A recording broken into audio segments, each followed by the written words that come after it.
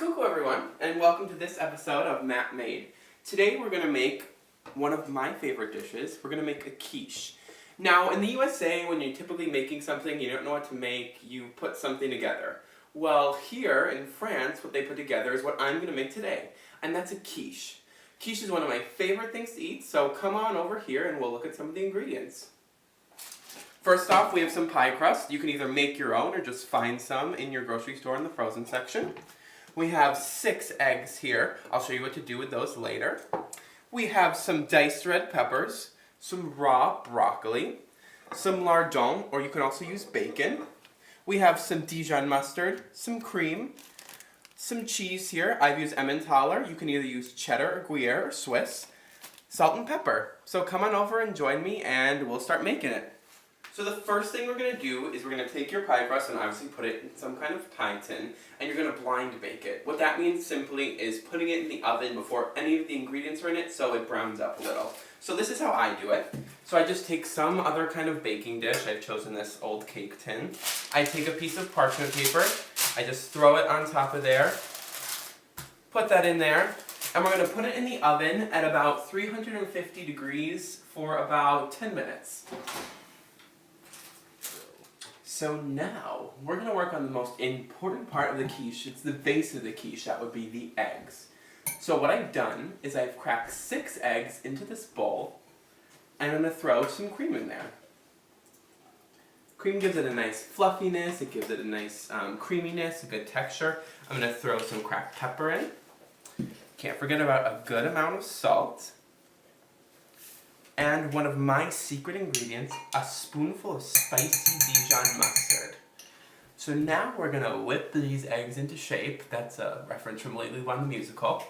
And we are going to whip them. Now what I've learned from Alton Brown, which is what Tyler's also learned from Alton Brown, is that you pick your bowl up and you're going to whisk it for a good 5 minutes to get those eggs nice and fluffy.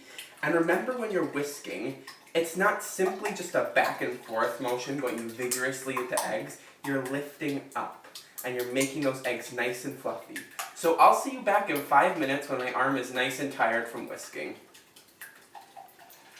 Oh my gosh, I have been whisking forever and I'm ready to be done. And it's been about 5 minutes, so I'm going to be done.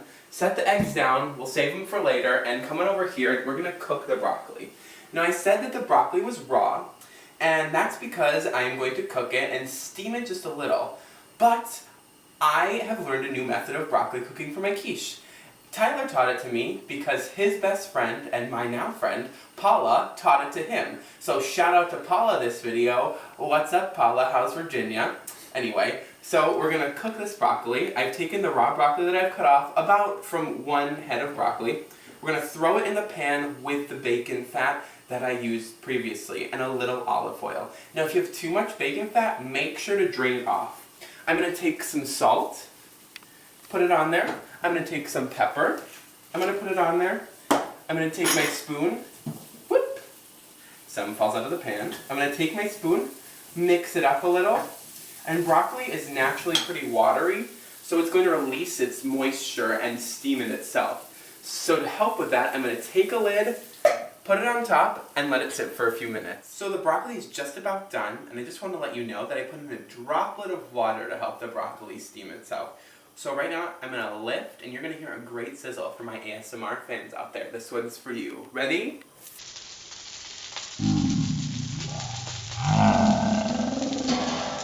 So this is what you want to see. You want to see green broccoli, you want to see it be a little charred, and I'm just going to taste it for you, just to make sure it's good.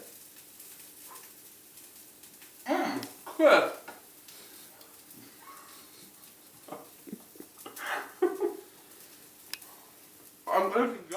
Now come time for my favorite part, the assembly of the quiche. So you can either mix all your ingredients in your beaten egg and pour it in, but I'm going to show you the way I like to do it. So I'm going to take my broccoli, still hot from the pan, and I'm just going to spread it all out in here. We're going to put it in here. Alright, it's very hot still, but that's okay. So we're going to spread it out evenly. Broccoli is my favorite vegetable, so I'm always going to include it within a quiche. Now I'm going to take my red peppers and sprinkle them around evenly. The sweetness of these peppers goes along great with that crunch and that saltiness of the lardon or the bacon that you put in here. So we're going to throw those in. And we're going to put the lardons in finally. Alright, lardons going in. So now comes a little cheese. So this is going to be your cheese. Now don't use all your cheese because you're going to want to top your quiche with your cheese at the end.